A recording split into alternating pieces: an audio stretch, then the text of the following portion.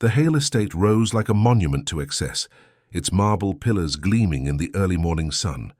Chandeliers sparkled above polished floors, and every corner breathed wealth. To the world, Victor Hale was the untouchable billionaire, ruthless in business, feared by rivals and admired for his fortune. But behind those iron gates, he was also a man obsessed with human nature, fascinated by what money revealed in people. At 53, Victor had everything money could buy: private jets, a fleet of luxury cars, estates on 3 continents, even artwork that once hung in royal palaces. And yet, despite the empire he controlled, he often felt an emptiness gnawing at him. To fill it, he devised elaborate tests, strange little games to measure loyalty, greed, and ambition among those closest to him. This morning, he prepared for one of his boldest experiments yet. His senior staff had gathered in the main hall. The butler Gregory, polished and practiced; Marcus, the chef with restless ambition; David, the chauffeur whose humility masked sharp calculation; and dozens of others who had learned to tread carefully under Victor's gaze. Victor entered in his usual dark Italian suit, his presence commanding silence. With slow steps, he reached into his jacket and drew out a sleek stack of black credit cards. Their metallic edges gleamed like weapons under the chandelier light. "These," Victor said, his voice echoing against the vaulted ceiling, "are connected to my personal account. No limits." A ripple of disbelief passed through the group. Gregory's smile twitched. Marcus's hands rubbed together unconsciously. Even David, normally composed, blinked twice, as if to confirm he hadn't misheard. Victor paced slowly, handing out the cards one by one. "Buy whatever you want. Consider it a gift, a bonus. But know this." His eyes swept the room, sharp and unblinking.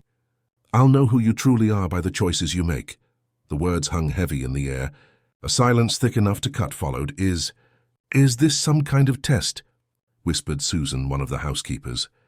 Victor's lips curled into something resembling a smile, though it looked more like a predator baring teeth. "Everything in life is a test, Susan. The only difference is that this time I'm grading on a curve," he continued, distributing cards, savoring the unease in their eyes. But when he reached the far end of the line, his steps slowed. There, as always, stood Amara, the quiet maid. She was in her late 20s, with warm brown skin and eyes that carried both strength and sadness. Unlike the others, she made no move to reach for the card. Her hands remained folded neatly in front of her apron, her posture calm yet hesitant. "Take it," Victor said firmly, extending the card toward her. "Sir, I don't think I should," she replied softly.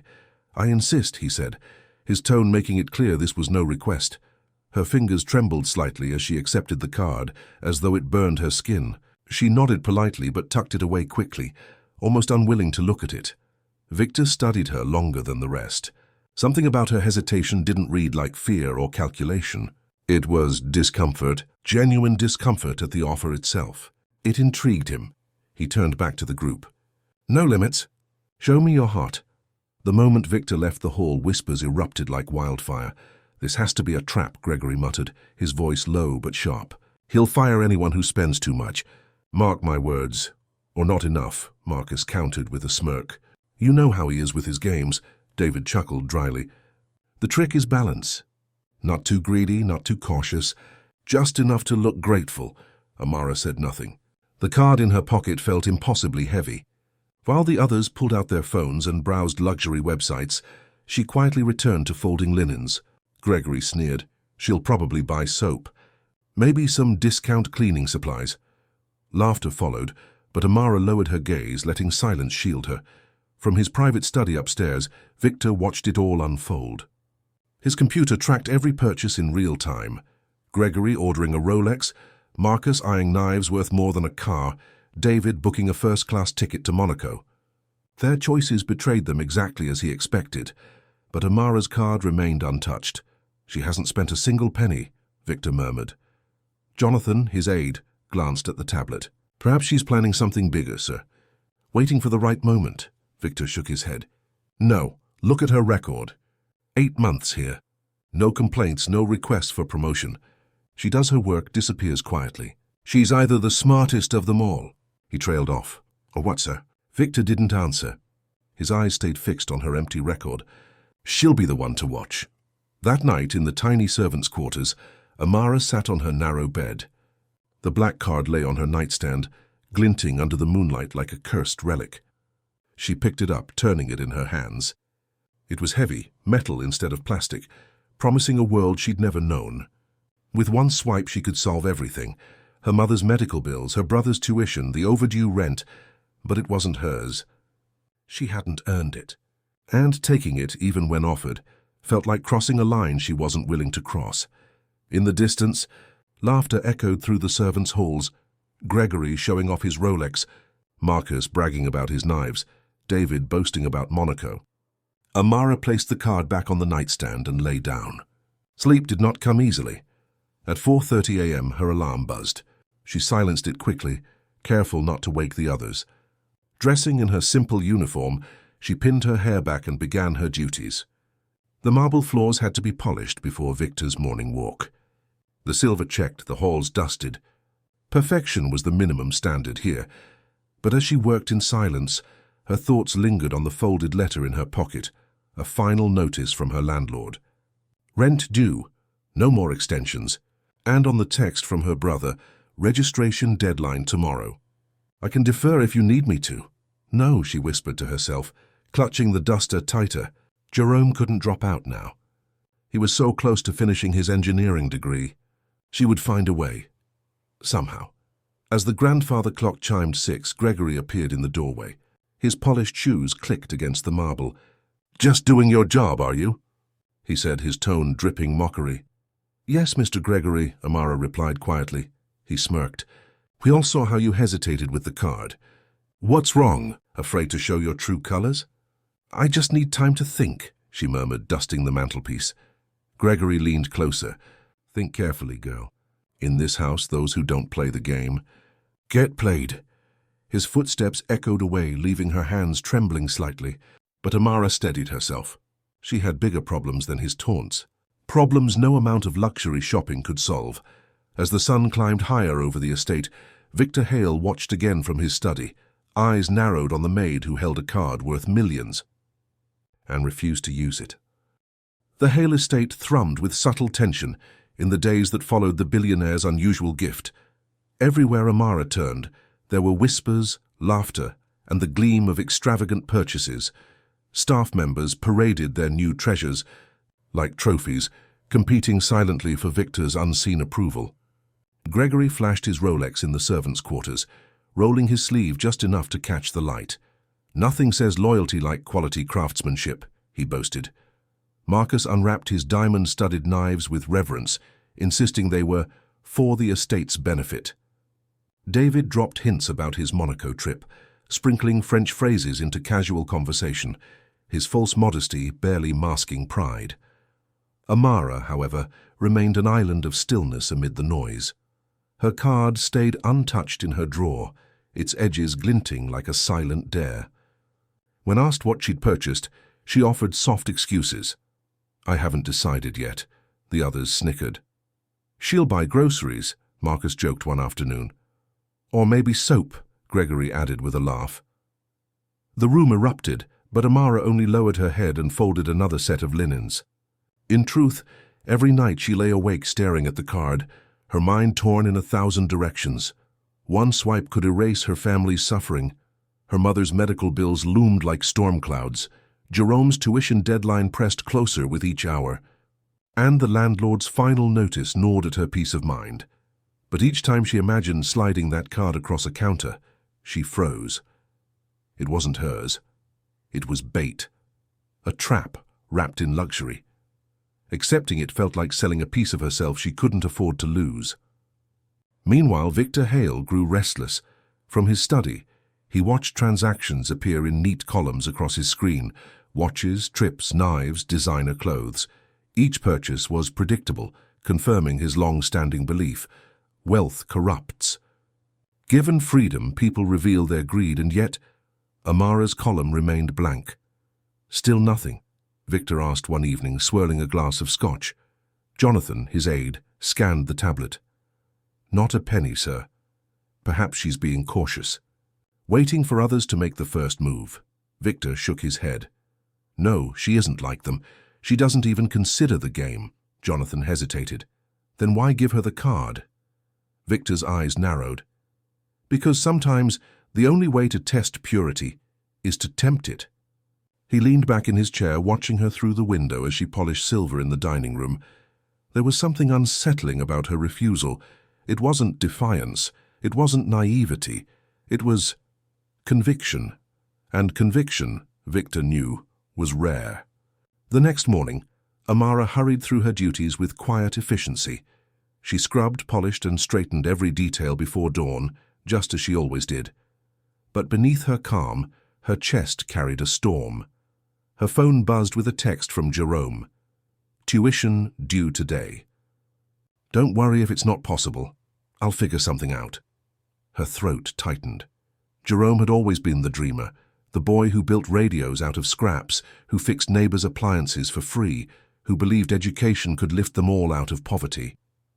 He was the reason she worked 2 jobs before the estate hired her, the reason she never complained about exhaustion, the reason she pushed through every hardship.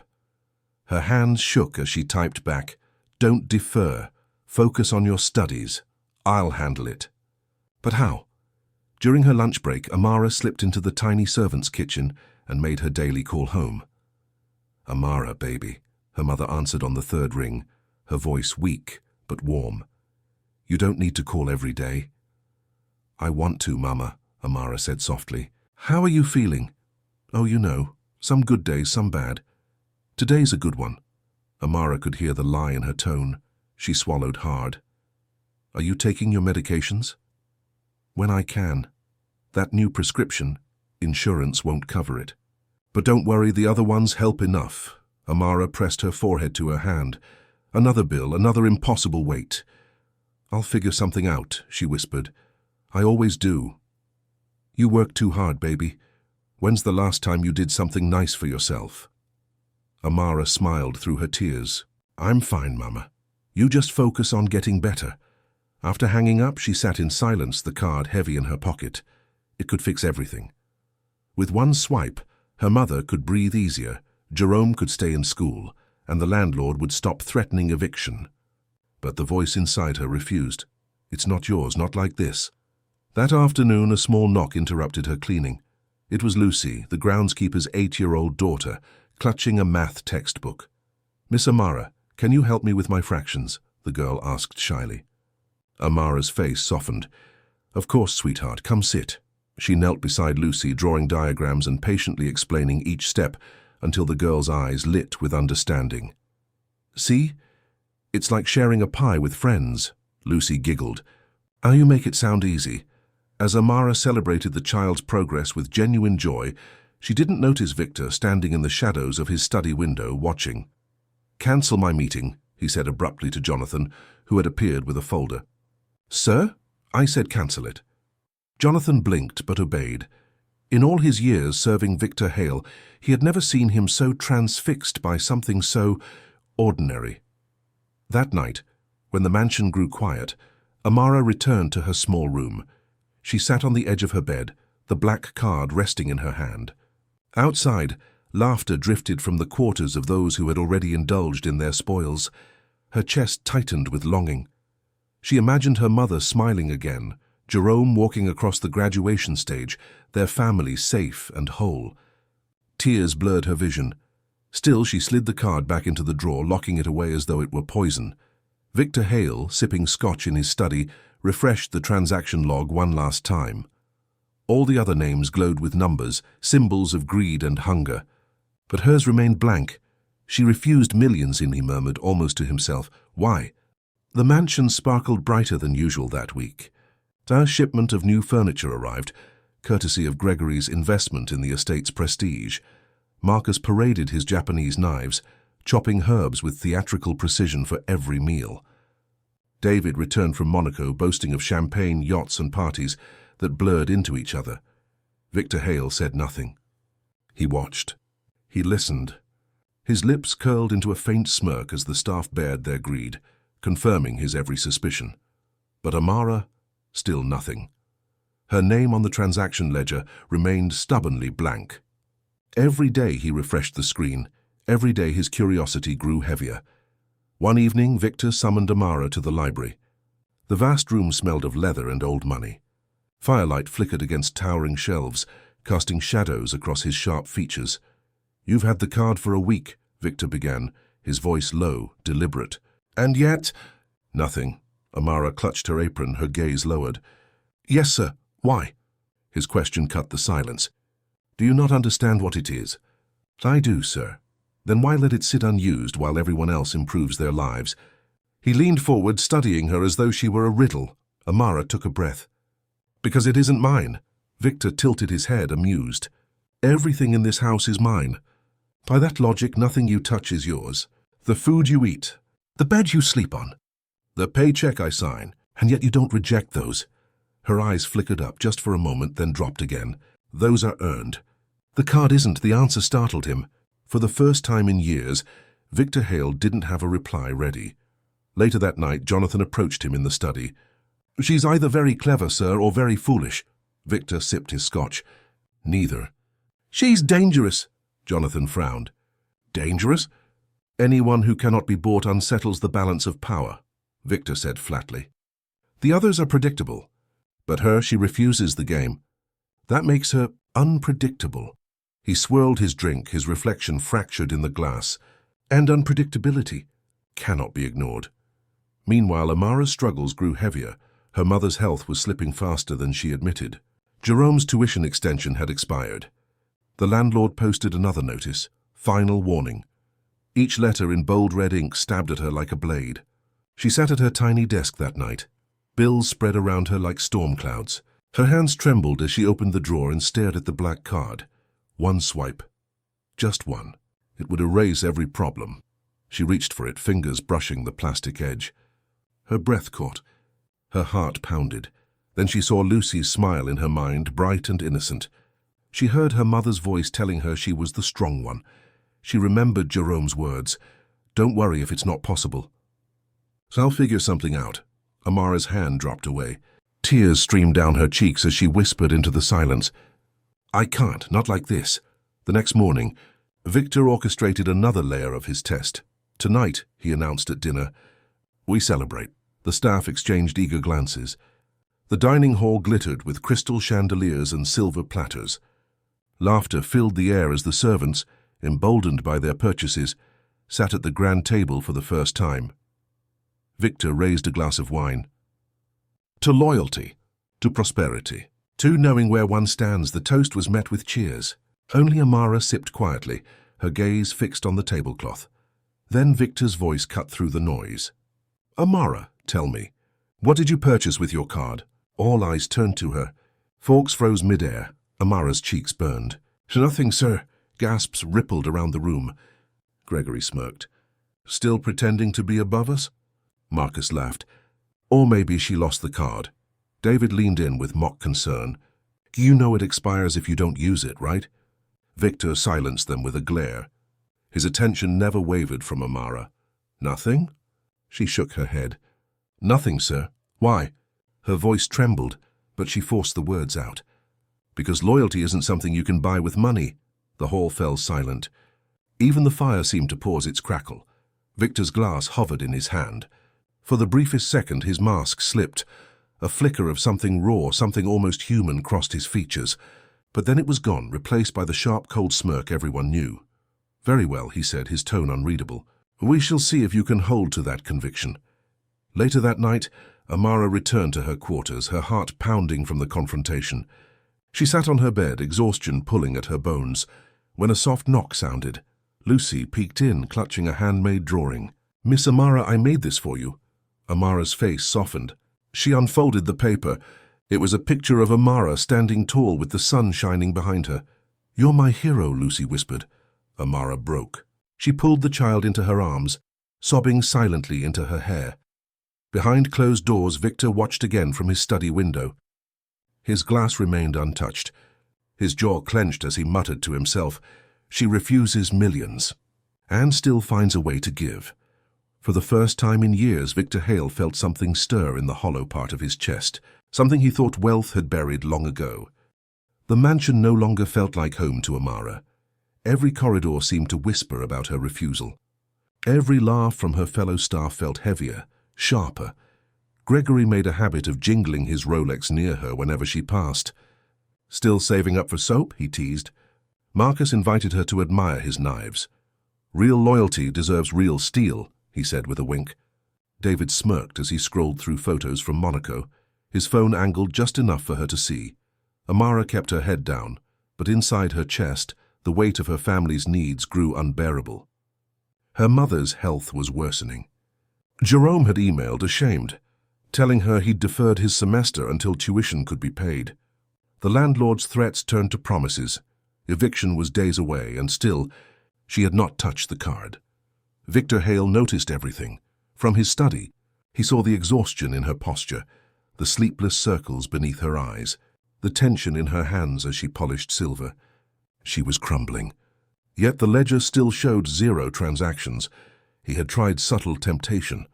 Now he would try force. One morning, Amara was summoned to the library again. Victor sat behind his desk, sharp as ever, but his eyes carried a different weight. "You've held onto my card for 2 weeks," he said. "I find your restraint unusual." Amara clasped her hands, steadying her breath. "It's not restraint, sir. It's choice." His brow arched. "A choice to suffer. To let your family suffer?" Her head snapped up, shock widening her eyes. "I know about your mother," Victor interrupted coldly. "Her medical bills. The landlord's notices, your brother's tuition. Did you think I wouldn't know?" Amara's knees nearly gave out. Heat rose in her face, not from shame, but from fury. "So you had no right?" "I have every right," Victor said evenly. "You work under my roof. Your loyalty is my business, and your loyalty is tested now." He slid the card across the polished desk. Its edges gleamed in the firelight like a blade. "Use it, fix everything, or keep suffering because of pride." Amara's chest heaved. Her mother's weak voice echoed in her ears. Jerome's quiet disappointment weighed like stones. The card sat between them like the devil's bargain. She closed her eyes, trembling. "It isn't pride," she whispered. "It's principle. If I solve my life with this card, then it's not my life anymore. It's yours." Silence filled the room. Victor studied her, as if she were a painting he could not interpret. For the briefest second, admiration flickered in his gaze. "Then we shall see how strong your principles are when everything crumbles," he said finally, pulling the card back. The crumble began that very night. Amara returned to her quarters to find an envelope slipped under her door. It was from the landlord. Eviction notice effective in 3 days. Her hands shook as she sat on the bed, tears spilling down her cheeks. For the first time, she felt the edges of despair closing in. She wanted to scream, to break, to give in. Her phone buzzed. Jerome again. "Don't worry about me. I'll take night shifts. School can wait." She pressed the phone to her chest, sobbing. How much longer could she hold on? Victor, pacing his study, found no rest either. He poured himself a drink, but it sat untouched. Amara's words replayed in his mind. "If I solve my life with this card, then it's not my life anymore." "It's yours." No one had ever said no to Victor Hale, not business rivals, not partners, not employees. His money was the final word in every deal. But this maid, this fragile, trembling maid, had the audacity to reject his power, and it unsettled him. The next day, Victor raised the stakes. At breakfast, he gathered the staff. "Our salaries will be withheld for a month," he announced casually. Gasps rippled around the room. "What?" Gregory blurted. "This is unacceptable." Marcus barked. David sneered. "Surely this is temporary." Victor's gaze swept over them. You all have my card. Use it. If your loyalty is true, this inconvenience should mean nothing." The staff exchanged uneasy glances. One by one they shrugged, rationalized and agreed. Why not? The card was limitless. They could float until pay resumed, but Amara's blood ran cold. Her meager savings were gone, spent on her mother's prescriptions. Rent was 3 days overdue. Without her salary, survival was impossible. Victor's eyes lingered on her face. "Unless," he drawled, "someone here still believes pride feeds families." The laughter that followed from Gregory and the others cut deeper than knives. Amara clenched her fists, her throat tight with unshed tears. That night, Lucy found her sitting alone in the garden, her face pale in the moonlight. "Miss Amara." the little girl asked softly. Are you sad? Amara forced a smile, brushing away tears. A little. But it's okay. Grown-ups get sad sometimes. Lucy handed her a small flower she'd plucked. Daddy says flowers grow strong even when storms come. Maybe you're like that. Amara hugged her, breaking into silent sobs. From the balcony above, Victor watched, his hand gripping the railing. He had wanted to break her to prove his point. But instead he saw something else, resilience. Something that stirred a part of him long buried. For the first time, Victor wondered if perhaps it wasn't Amara being tested. Perhaps it was him. The storm broke on the third day. Amara's mother had collapsed, rushed to the hospital with failing lungs. Jerome's panicked call came as Amara was scrubbing the marble floors of the East Wing. His voice cracked through the phone. They won't admit her without an advance payment. Amara, what do we do? Her body froze, every nerve screaming. The hospital demanded a figure far beyond anything she had, far beyond survival without that black card burning a hole in her pocket. Her hands trembled as she pulled it from her apron, staring at the weight of it. One swipe and her mother would breathe again. One swipe and Jerome could stay in school. She felt her soul teetering. Then Gregory's mocking voice cut through. Huh? Finally going to use it, little saint? He leaned in the hallway, arms folded, smug. Don't worry, Victor will love it. Took you long enough to show your true colors. Something snapped inside Amara. She shoved the card back into her pocket. Tears streamed down her face, but her jaw hardened. No, she whispered. She hung up with Jerome, whispering that she would find a way. That she always did. And she ran out of the mansion, down the long drive into the night. By dawn, Victor Hale was furious. Jonathan informed him Amara had left without permission. Worse, she had never used the card. The screen on his computer confirmed it. 0.00 spent. Victor clenched his fists. Why would she suffer when salvation was in her hands? Why reject the one thing he knew solved everything? Money. He ordered the car. Find her. They found her at the hospital. Through the glass window of the waiting room, Victor saw Amara clutching her mother's frail hand. Jerome sat beside them, exhausted but determined. Amara's uniform was still stained from her work. She looked small, fragile, and yet unbroken. He entered quietly. Jerome rose defensively. Who are you? Amara's eyes widened. Mr. Hale. Victor held up a hand. He wasn't wearing his usual mask of arrogance. His voice was low, unsteady. How much? Amara stiffened. Don't. Tell me how much the doctors want, Victor pressed. I'll cover it. Tears brimmed in her eyes, anger and desperation colliding. Don't you see? That's not help, that's ownership. My mother's life cannot come at the cost of who I am. Victor faltered. For the first time he felt powerless. His billions meant nothing in this sterile white room where love outweighed luxury. Her mother stirred, weakly squeezing Amara's hand. Baby, let him, if it helps. But Amara shook her head fiercely. No, Mama, not like this. I'll find another way. We will. Her conviction broke something inside Victor. He had spent his life bending people with money, buying loyalty, purchasing love. And yet this maid, this young woman with nothing, was richer than him in every way that mattered. For the first time, he questioned everything he was. Later that night, Victor returned to the mansion alone. The study, once a sanctuary, felt hollow. He sat before the glowing ledger on his computer, every staff member's spending listed in mocking clarity.